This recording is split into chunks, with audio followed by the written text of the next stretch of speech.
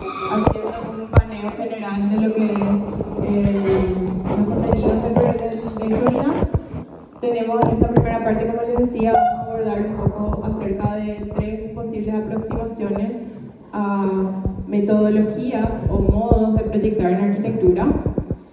Y para esto antes vamos a hablar un poco acerca de la arquitectura como expresión de una idea, el proceso de diseño, cómo se da, la idea generadora y cómo todo esto confluye en estas 3 miradas acerca de la praxis proyectual.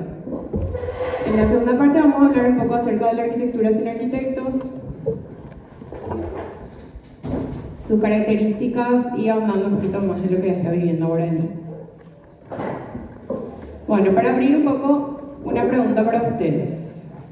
¿Consideran que hay un método para proyectar en arquitectura o cuál sería el método que ustedes emplean si se ponen a pensar? ¿Nos pueden contar? A la hora de encargar un proyecto, puede ser suyo, puede ser un proyecto de taller. ¿Cuáles son sus pasos a seguir normalmente?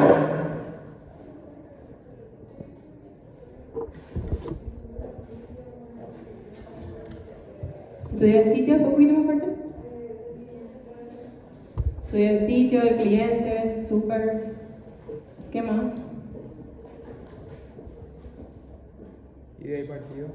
El partido, súper. ¿Algo más que miren o que normalmente detecten que suelen hacer?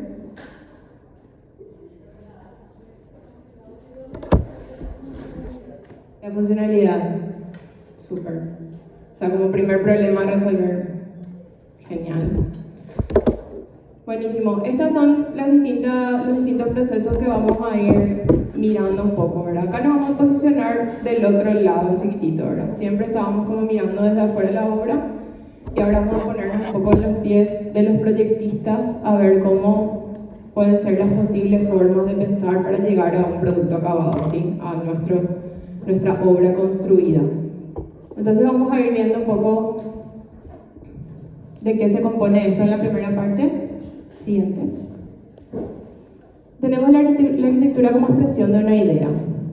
Como sabemos, la obra arquitectónica ya vendría a ser la materialización de una idea, la construcción de esa idea, y que es justamente un proceso de análisis donde nosotros vamos seleccionando, depurando elementos que se van a ir interrelacionando, como ya sabemos, para dar forma a una obra acabada.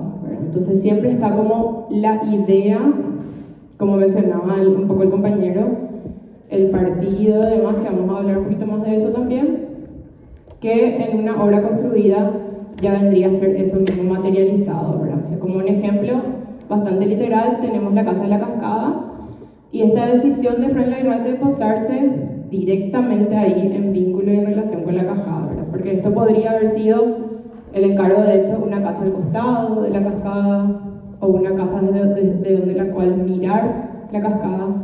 Y hay una idea muy fuerte ahí de decir, no, voy a estar en la cascada, ¿verdad? Y como eso termina siendo un manifiesto después de parte del arquitecto, ¿verdad? Entonces hay una intención muy clara ahí de cómo él veía la construcción de este proyecto. Siguiente. Bueno, después hablando un poco del proceso de diseño, ¿cómo se da, verdad? Esto que decíamos, cuáles son los pasos a seguir. El proceso siempre es algo reflexivo que hacemos como acto de reflexión sobre un problema. Siempre hay una problemática determinada, ya sea funcionalidad, como mencionaba la compañera, o algún otro caso particular al cual nos enfrentemos. Entonces, este proceso de diseño viene a ser un acto de reflexión sobre este determinado problema que necesitamos resolver. Y también es el método de construcción de una idea que cada individuo, cada uno de nosotros encara con una tendencia propia según nuestra experiencia, ¿verdad? Y acá viene un poco a jugar la hermenéutica que siempre decimos que tenemos nosotros también como proyectistas, no solamente como críticos, la mirada que le damos al objeto, sino también nuestra propia mirada a la hora de plasmar nuestro pensamiento, nuestra experiencia, nuestra formación, todo nuestro contexto a las obras que nosotros proyectamos también, ¿verdad?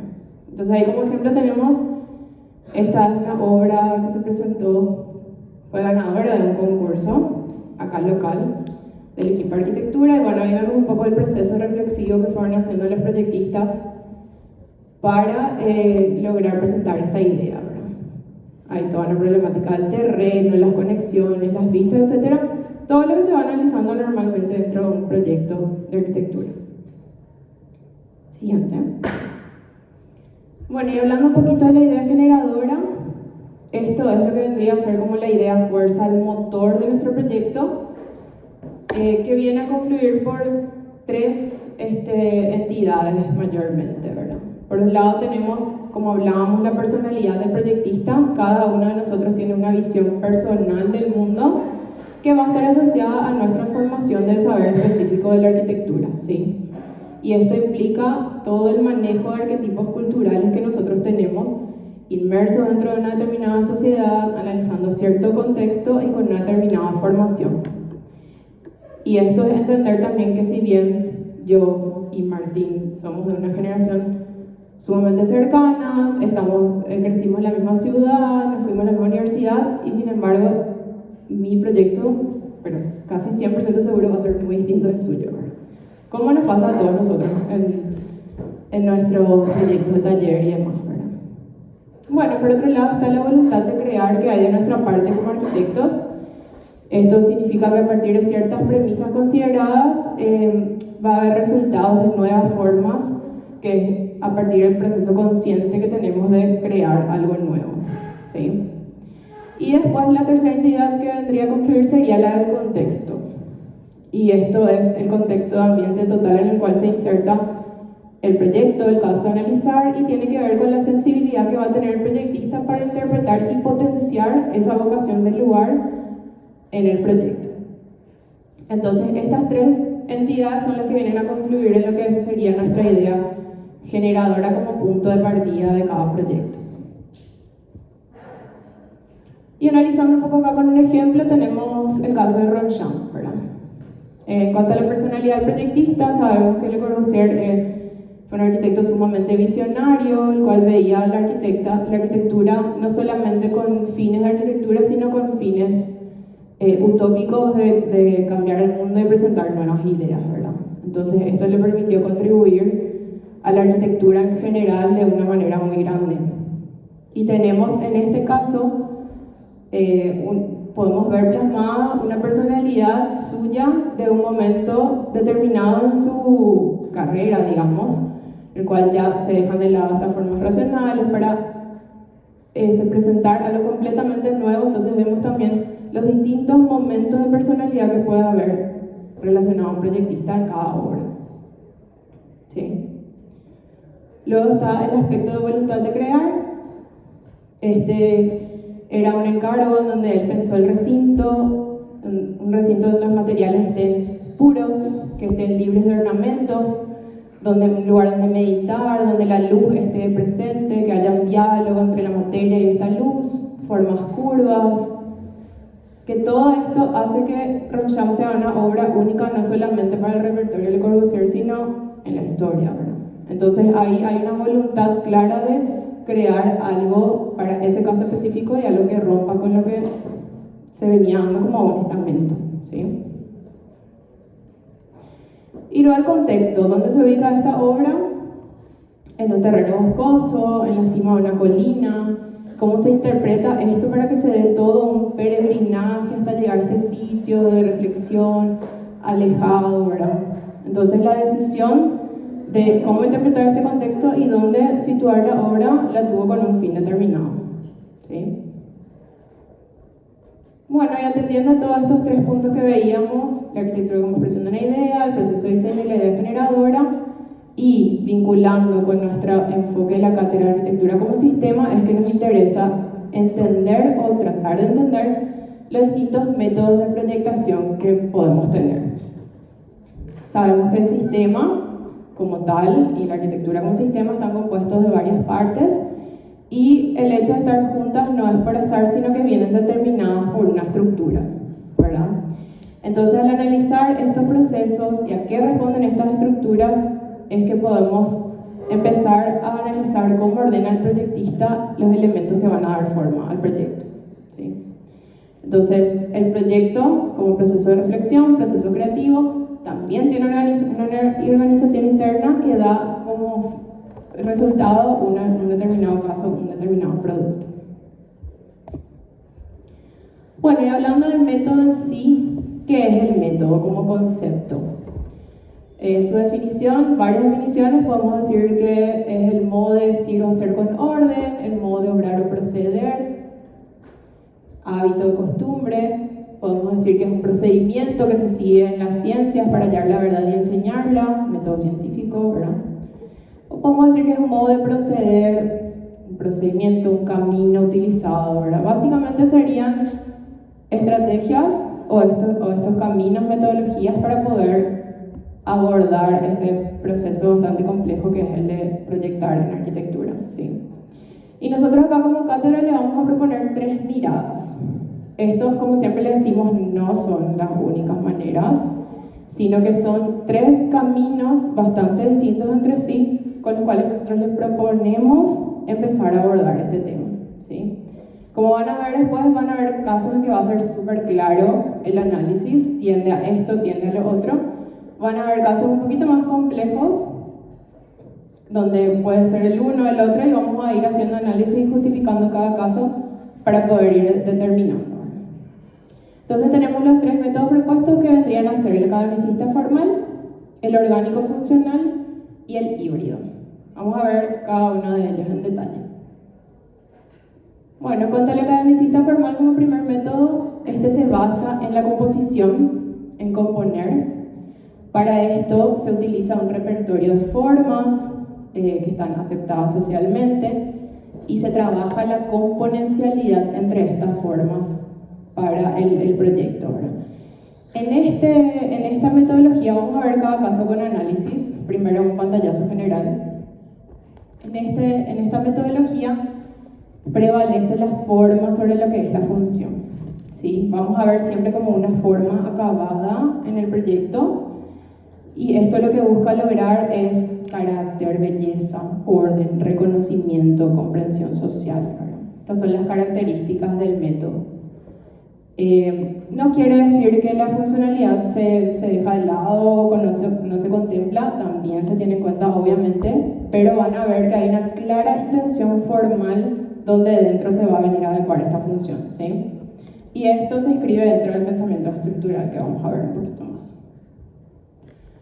Bueno, vamos a ver ejemplos para ir explicando cada uno. En este caso, la biblioteca de Exeter de Lewis Campbell. Seguramente conocen esta obra, básicamente es un prisma con esquinas ochavadas, que ahí dice mide 34 por 34, y es una planta que, si bien es cuadrada conceptualmente, el edificio tiene un aro exterior de ladrillo, independiente de donde se ubican los libros, que vamos a ir viendo también. Y también hay una materialidad que tiene en cuenta el entorno. ¿Pero qué es básicamente esto?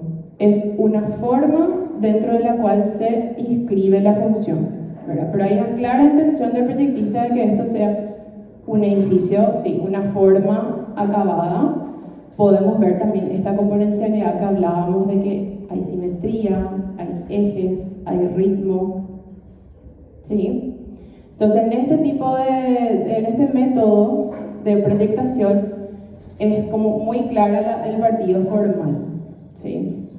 Y normalmente vamos a ver este tipo de metodología aplicado a edificios como este, que buscan como ser hitos, se convierten en hitos, y que también buscan ese reconocimiento, esa fácil identificación dentro de un contexto, ¿verdad?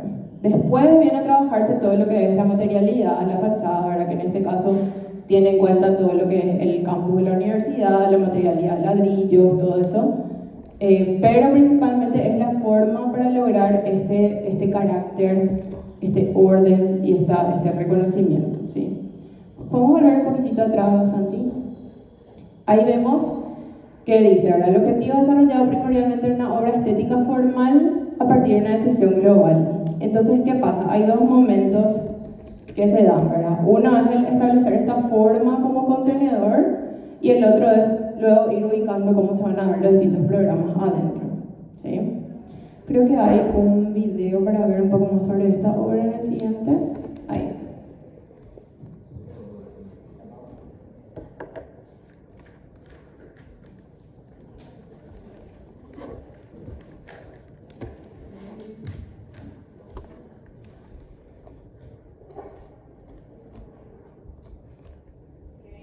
Traditions for rethinking architecture after a modern movement enrolled its course. In particular, after decades of architects attacking The box was a fascist symbol and the architecture of freedom, democracy.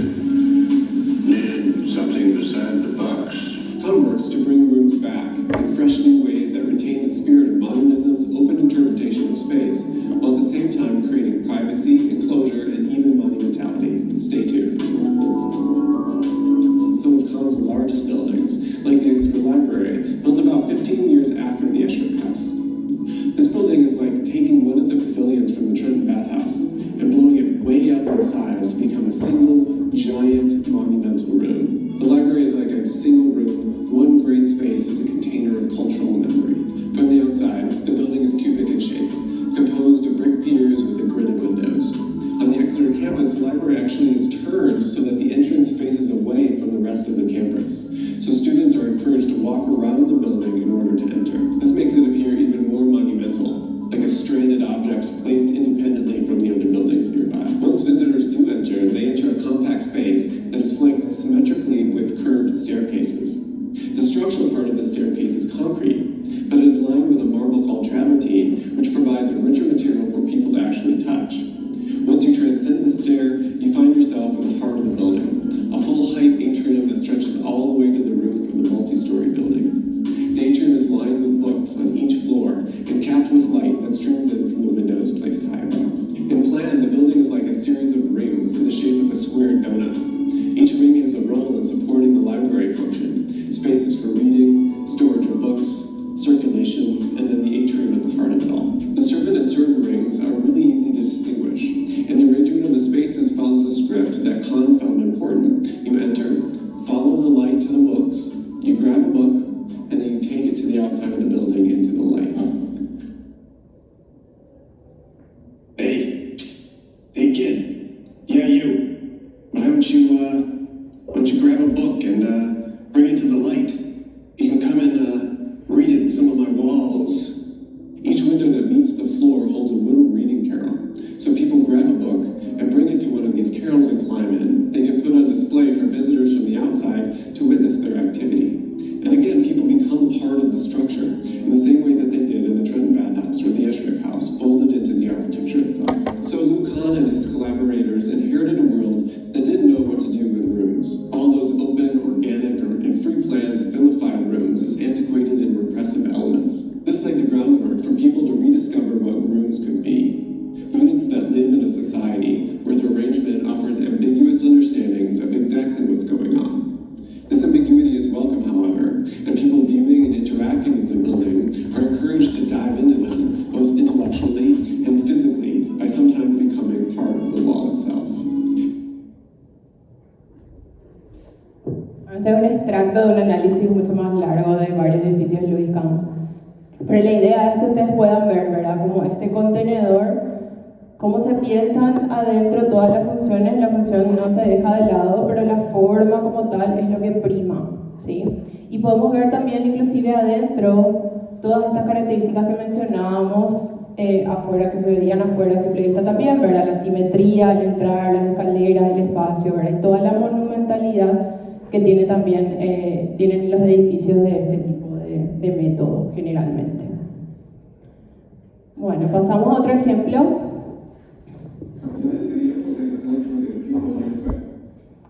En este caso tenemos el Palacio de la Asamblea de Chandigarh, de Le Corbusier, y acá también podemos ver, ¿verdad?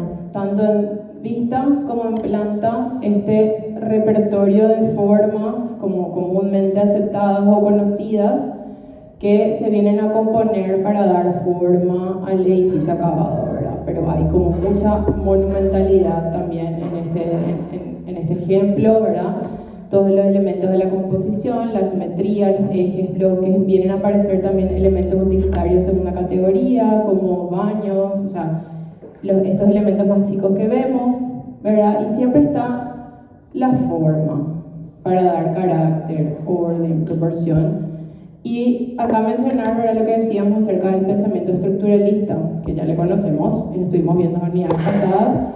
Este método se vincula fuertemente a este pensamiento en el cual busca las estructuras a través de las cuales se produce el significado, dentro de una determinada cultura. ¿Sí? Vemos un siguiente ejemplo, la Bilsawab, ¿verdad? Acá también claramente tenemos lo que decíamos, ¿verdad? El análisis ahí de la fachada de los ejes, la composición, la simetría, la forma acabada. Y una característica muy importante de este método es esa precisamente, ¿verdad? Que vamos a ver en contraposición al siguiente. Volviendo un poco, la forma acabada del edificio, ¿verdad? ¿Qué pasa si nosotros le agregamos, volviendo a Santi, le agregamos un bloque a la Bilsawab, un bloque a la biblioteca un bloque nuevo, la biblioteca de Exeter? Se rompe totalmente la idea de esa forma acabada que tiene, ¿sí? Y que ahora vamos a ver en contraposición al siguiente método, ese mismo punto para entender mejor. Pero bueno, algunos otros ejemplos de casos de este método tenemos en la pirámide del Museo del Louvre, el Hotel Guaraní, acá localmente, y el Panteón de Agripa en Roma. Son academicistas formales. Bueno, pasamos al segundo método. Este sería el organicista funcional, el cual se basa en diseñar. ¿Y qué hace este método? Si el otro primaba la forma, en este prima la función, ¿verdad? Entonces, el objetivo general es garantizar el correcto funcionamiento de la obra, del programa, y la forma va a ser el resultado ya de esta solución, ¿verdad? O sea, se va a ir adecuando la forma cada vez con nuevas soluciones de acuerdo a cada caso. Entonces, este método se basa en premisas donde la función es lo que prevalece y la forma va a venir a ser lo subyacente, ¿sí? Se trabaja la jerarquización de funciones y se escribe dentro del pensamiento serial. Vamos a ver con ejemplos también. Bueno, nosotros les proponemos ejemplos como súper claros para que se pueda entender. En este caso de la casa Kaufman, acá ya vemos, ¿verdad?, que si el otro tenía una forma cerrada o una forma terminada, acá ya vemos cómo el mismo programa se desmembra y es algo mucho más descontracturado, ¿sí? En este caso era una casa del encargo en un desierto, entonces había una necesidad de que todos los ambientes estén asoleados durante todo el día y que demás por el invierno y el clima. Entonces a partir de ahí el arquitecto piensa esta propuesta de bloques, ¿sí?, que van a estar interconectados por estos ejes que nosotros vemos ahí en el esquema, ¿verdad? Entonces el problema que se resuelve es eminentemente funcional, de que tenía que albergar cada bloque y demás. Y en base a este análisis de programa se establecen las relaciones entre los paquetes funcionales y demás, y la definición formal ya va a formar parte de una etapa como posterior, ¿verdad? Así va a ser el resultado de primero resolver el programa y lo funcional y luego viene lo formal, ¿sí? Entonces no hay ideas preestablecidas, no hay estos elementos, voy a usar estas formas, sino que primero resuelve la función y luego la forma viene acompañando. Tenemos ahí fotos también de la fachada, vistas en alzado para poder ver en la siguiente. Entonces, obviamente tampoco se descuida la forma y lo estético, ¿verdad? No, como en el otro caso, no es que se dejaba tampoco de lado la función, en este caso tampoco es que se deja de lado la forma, pero lo que va a venir principalmente siempre es la función y la resolución de esto, ¿sí? Y acá podemos ver, en este caso, muy claramente también la diferencia con el primer método que decíamos, de que si el otro era una forma acabada en el cual no se le podía agregar más bloques, a esto, volviendo un poco Santi a la planta anterior, podemos seguir agregándole otros bloques e interconectando entre sí que no altera para nada el concepto, porque de hecho se pensó así, ¿verdad?, que sean como bloques aislados. Entonces uno puede ir agregando y no altera. Y esto tiene que ver con el pensamiento serial dentro al cual está vinculado, y es una de las principales diferencias también que tenemos como para contrastar las dos metodologías. Bueno, en el segundo ejemplo tenemos los laboratorios de biotecnología Richards. Esto también era pensado para un campus de una universidad y básicamente es lo mismo, ¿verdad? O sea, tenemos en este caso un módulo, un sello, que es el que contiene los laboratorios, Acá se viene a introducir conceptos súper interesantes con este proyecto también, ¿verdad? El concepto de espacios servidos, espacios sirvientes, que seguramente conocen, donde la planta es algo libre y estos bloquecitos que vemos añadidos vienen a ser las circulaciones, los laboratorios en sí, que vienen a ser la estructura y también los espacios de apoyo, y luego se alzan en fachada, ¿verdad? O sea, primeramente está la necesidad de cumplir este programa de laboratorio y que pueda ser algo construible por paso, que de hecho se hizo así, ¿verdad? Entonces se fueron construyendo los laboratorios a medida que se tenía el presupuesto, o sea, esto es como algo que se puede pensar también etapabilizable, ¿verdad? Entonces, se garantiza el funcionamiento y la forma viene a ser el resultado de vuelta, y tenemos también acá los paquetes funcionales, y este pensamiento serial en el cual se analiza en detalle todos los elementos y se los ordena con este criterio, paso a paso, ¿sí? Entonces acá también puedo seguir agregando esta célula, este sello, y no se altera, ¿verdad? Entonces ese es el principio, digamos, principal. Y volviendo un poco al ejemplo anterior, te hago volver todo el tiempo, Sati, pero acá es interesante también esta obra porque es de Luis Kahn, ¿verdad? Y anteriormente analizamos la obra de Luis Kahn de la biblioteca, ¿verdad? Entonces podemos ver dos miradas distintas de un mismo arquitecto, porque claro, depende de cada caso siempre nuestro proyecto. Y siempre va a depender de la problemática a resolver, el lugar donde está, la interpretación del contexto, todo lo que veníamos hablando anteriormente. Entonces es también cómo se va plasmando el momento del proyecto y la mirada que tiene el arquitecto sobre sus obras. Bueno, el último ejemplo que tenemos de la parte organicista funcional es el edificio de la Bauhaus. Acá tenemos lo mismo, ¿verdad? Bueno, uno de los principios de la Bauhaus también, pero está la función principalmente, luego viene la forma, y acá también hay una serie de principios muy claros, ¿verdad? Como el rechazo a la simetría, a todo lo que venía siendo la camisita formal como puro, ¿verdad? Y también podemos ver acá este principio, ¿verdad? Nosotros podemos seguir añadiendo los bloques que no alterarían nada a la obra en sí, ¿verdad? Se puede ir ampliando sin problema. Creo que acá hay un video también para ver.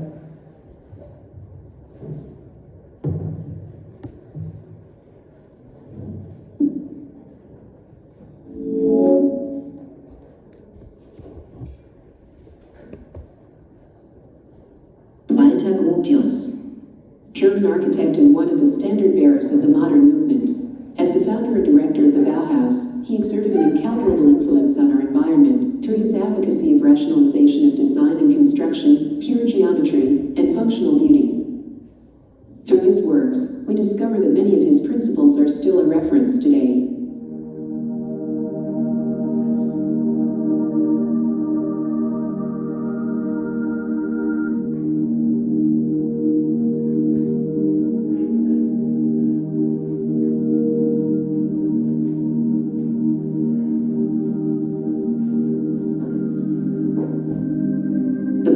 Function as a school of arts and crafts from 1919. With the eventual closure of its first location in Weimar, the industrial city of Dessau made the offer for the construction of the building that will house the school. The team led by Gropius will project a series of buildings that will become the symbol of Neues Bauen, the new construction. We are facing one of the most outstanding works of 20th century architecture, an experimental art laboratory and architectural manifesto put into practice. The volumes are freely grouped within the architectural ensemble. The rejection of symmetry is evident. The lack of hierarchy in the whole, and the appreciation of the building from different points of view is emphasized. The bodies, topped by flat roofs, are able to be linked together in a continuum. Each of them houses specific individual functions. The north side of the building acts as a technical teaching center. It is made up of classrooms. The administrative areas are distributed along a two-story bridge, which is supported by 4 concrete pillars.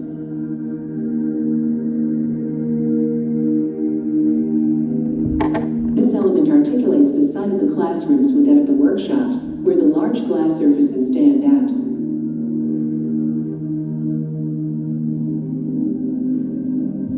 On the back of the bridge, and following the axis of the bay of the workshops, another volume is generated, in which the auditorium is arranged. Another joint is created with the element of the background, in this case a 5-story building, which houses the student and teacher dwellings, and gives a vertical accent to the hall.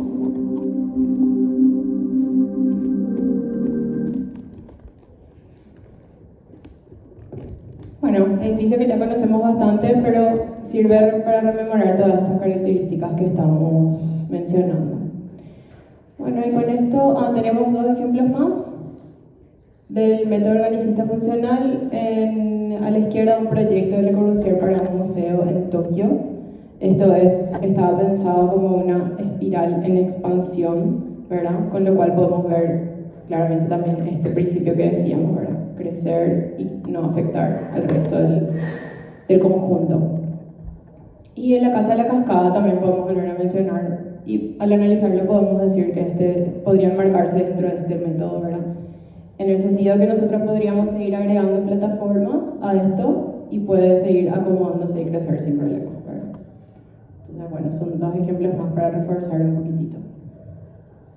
Y vamos al tercer método, que es bastante distinto de los otros 2 y se basa en la exploración, ¿sí? Acá vamos a ver que no hay referencias previas, que hay una respuesta para cada acontecimiento, cada condicionante en particular, hay una búsqueda, hay una complejidad, y es un método que se inscribe dentro del pensamiento postestructural. Vamos a ver con ejemplos. Y acá tenemos, ¿verdad? En este caso es la Biblioteca Central de Seattle, de OMA, liderada por Ray Kunthas. En este caso podemos ver claramente lo que decíamos, ¿verdad? No hay formas preconcebidas, obviamente se tiene en cuenta de vuelta lo que es lo estético y lo funcional, pero más allá de eso hay una búsqueda y hay un cuestionamiento. ¿A qué? A las formas y a todas las relaciones que están aceptadas culturalmente o que son convencionales, ¿verdad? Entonces, se busca lo ambiguo, se trabaja al partir del caos, obviamente es un caos también controlado y hay un equilibrio interno, si bien hay un caos aparente, hay coexistencia de varios equilibrios dentro de la obra y después vamos a ver cómo esto se trabaja, ¿verdad? Pero entonces el objetivo viene a ser ¿verdad? Que sin referencias previas se den respuesta a cada acontecimiento en particular. Y en esta metodología hay una fuerte impronta de la mirada y del estilo del arquitecto para la producción de sus obras, ¿sí? Se explicita la acción, se exploran nuevas formas, búsqueda de nuevos territorios. Entonces, la generación de estos espacios viene a surgir de la interpretación de cada caso en particular.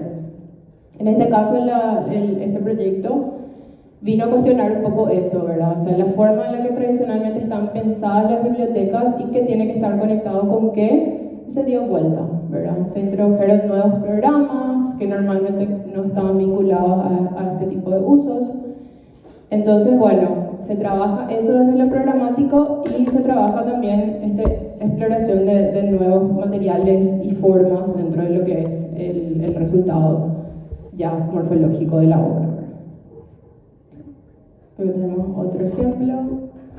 El Museo Guggenheim, caso también bastante conocido y reconocido. Acá podemos ver también bien esta complejidad en la cual se trabaja, los esquemas, el proceso reflexivo, hay un poco. Donde hay, como les decía, ¿verdad? Una búsqueda personal muy fuerte y clara del arquitecto, ¿verdad? Explorar con nuevos materiales, buscar ser un ícono que reviva todo un sector de la ciudad, ¿verdad? Y algo que no se venía dando para un programa como es un museo, ¿verdad? Que se solía ser como más tradicional hasta ese momento, ¿verdad? Entonces las ideas no se basan en principios de jerarquías, sino básicamente en una intensa exploración de lo presente y lo inmediato, ¿sí? Y este tipo de obras, como les decía, están inscritas dentro del pensamiento postestructural. Es algo bastante claro, ¿verdad? Y en estas obras que nosotros les proponemos también son ejemplos, como les decía, bastante literales, así que ves y claramente decís, esto es postestructural, esto es híbrido, ¿verdad? Después vamos a ver otros casos en los que no es tan así fácilmente relacionable, pero se aplican todas las mismas características, ¿verdad? Eso es lo que el ejercicio que vamos a ir haciendo, ¿verdad? ¿Cuáles son las características que se van aplicando dentro de cada caso? Y hay otros ejemplos, ¿verdad? Principalmente la línea de los arquitectos de estos postestructuralistas como Zaha Hadid, Daniel Libeskind, Rem Koolhaas, ¿sí? El edificio de la televisión china, el Museo de Historia Militar, el Museo Judío de Berlín, el Museo Riverside de Zaha. ¿Y cómo se ejecutan este tipo de diseño y estas construcciones tan complejas, ¿verdad? A nivel mundial se utiliza lo que es el diseño paramétrico, que seguramente sabrán, es una forma de entender el diseño incorporando la tecnología y técnicas de diseño digital para relacionar procesos geométricos y matemáticos con ideas abstraídas, ¿verdad? Y lo que esto genera es resultados óptimos que pueden ser pensados desde el principio en todas sus dimensiones y también explorar con distintas materialidades y demás, ¿verdad? Entonces resulta como un proceso sumamente intuitivo, pero a la vez preciso, ¿verdad? Donde utilizar softwares como Rhinoceros, Grasshopper, entre otros. Por ejemplo, el caso de la Filarmónica de Hamburgo, que está abajo, es súper interesante porque es un edificio que, como era para una orquesta, albergar la orquesta de Hamburgo, había un componente ahí del estudio acústico súper importante que pesaba un montón, ¿verdad? Lo que se generó gracias a este tipo de diseño es pensar cada detalle y estudiar cómo reflejan todos los sonidos para lograr una acústica casi perfecta en este edificio, ¿verdad? Entonces es lo que permite este tipo de tecnología con la que hoy en día se cuenta. Entonces, bueno, como les decía, se pueden explorar estas distintas formas, a la vez se optimizan costos y producción, porque ya de antemano se puede ir pensando en el todo y en el cómo se va a realizar. Y bueno, es un tipo de diseño que no solamente se utiliza en la arquitectura, sino también en el diseño industrial, mobiliario, moda, etc. Un poco para entender cómo se ejecutan la mayoría de estas obras que les presentamos en cuanto al diseño híbrido, ¿sí? Hay un video también sobre esto. Let's dive in. The term parametric originates in mathematics, but the meaning might be a bit blurry. That's why we need to dig deeper into the origins. Para means beside in Greek, while meter comes from metron, which means measure. Combined together, it is a numerical or other measurable factor forming one of a set that defines a system or sets the condition of its operation. I know, it's a bit complicated, but hear me out. Parametric design is basically a process that is based on algorithms, enabling the expression of parameters and rules that define a relationship between design intent and design result. It's a paradigm in design where the relationship between elements is used to manipulate and form complex geometries and structures. If that wasn't clear enough, we can go way back into history. One of the earliest examples of parametric design is the upside-down model of churches by Antonio Gaudi. In his designs for the church of Colonia Güell and Sagrada Familia, he created a model of strings that were hanged down with weights to create complex vaulted ceilings and catenary arches. By adjusting the position of the weights, he could alter the shape of the catenary arches and see how it influenced the whole model. He then placed a mirror on the bottom of the model to see how it should look upside down. Gaudi quite literally invented a new kind of parametric design process, which can be referred to as analog computing. This happened long before the invention of the computer. I guess we can say he set the parameters for what's to come. In the past decades, parametric modeling has made its way into projects through the scripting interfaces of the software packages. Scripting interfaces allow designers to write code and automate parts of the software. Today, most parametric designers are feeding off the emergence of the visual interfaces through visual programming, which involves using programs, not as text, but rather as diagrams. Notable precedents from the 1990s include Max, which is popular with musicians, and Houdini, which is popular with visual effects artists. Today, major visual scripting interfaces, which include Grasshopper by Robert McNeil and Associates, Generative Components by Bentley Systems, and Dynamo by Revit Autodesk, are based on graphs that map the flow of relations from parameters through user-defined functions, usually resulting in the generation of a geometry. Changes to these parameters automatically draw the geometry, a functional way to create a parametric model. Major architects of our generation who have strongly utilized parametric design in their projects include Frank Gehry, who is known for taking organic shapes to the next level, Zaha Hadid, who is one of the most widely known figures from an architecture firm that has adopted a parametric style, Santiago Calatrava, who has pushed the boundaries of what architecture can be, and many more.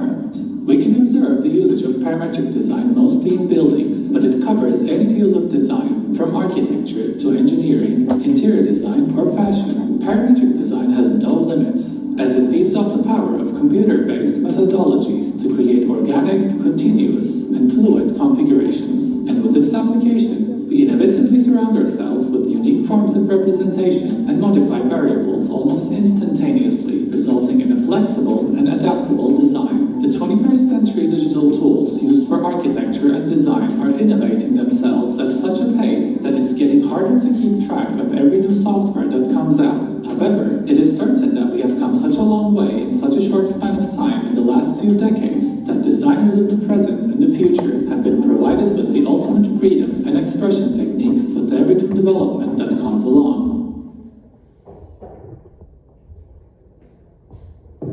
Bueno, una mirada un poco más profunda acerca de este tipo de diseño. Y como cierre esta primera parte, hacemos un resumen, ¿verdad? De las tres miradas propuestas y cuáles son sus premisas, ¿verdad? Decíamos que la academicista formal se basa en la composición de formas, el componer. El organicista funcional se basa en diseñar y el híbrido en explorar. Sí, esto es como un resumen general de cada uno.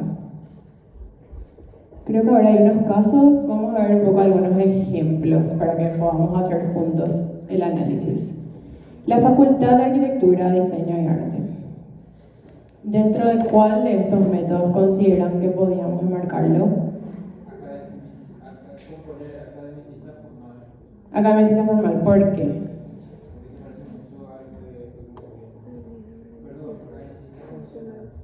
Ok.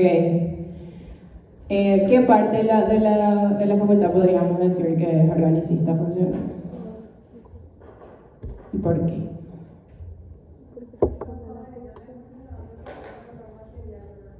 Sí, súper.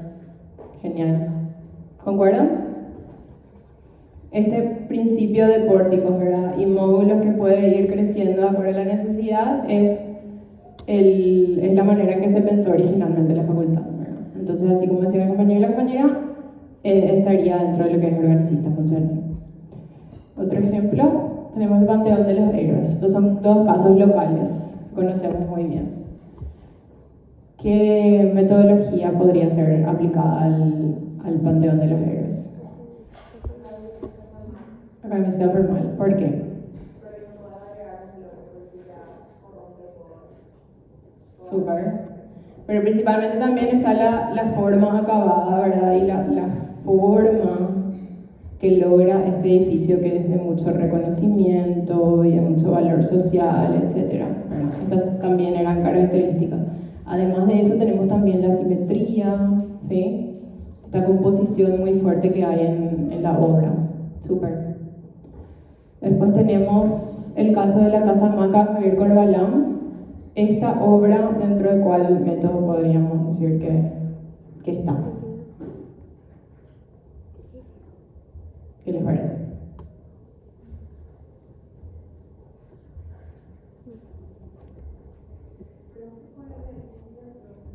¿Por qué?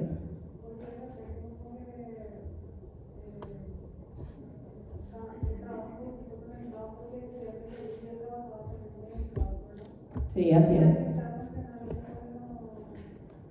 Súper híbrido, dice la compañera, porque hay como un abordaje hacia el caos en la obra, dice. ¿Están de acuerdo?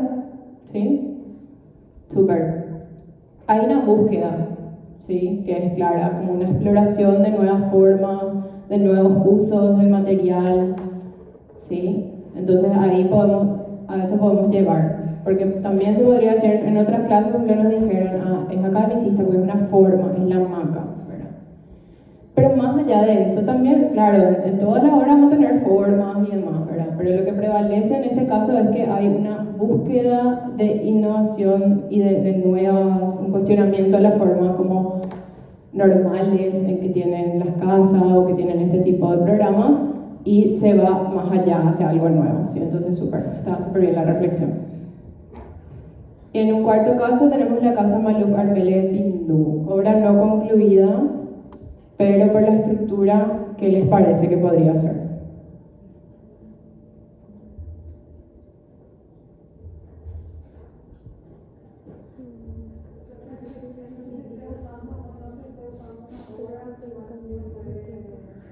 Igual podemos abordar el análisis, de decir, yo creo que la intención fue esta, ¿por qué? Y justificar siempre la mirada, ¿verdad? Y tratar de incorporar todos los contenidos que estuvimos viendo. ¿Qué les parece que podría ser en este caso? ¿Es academicista? ¿No?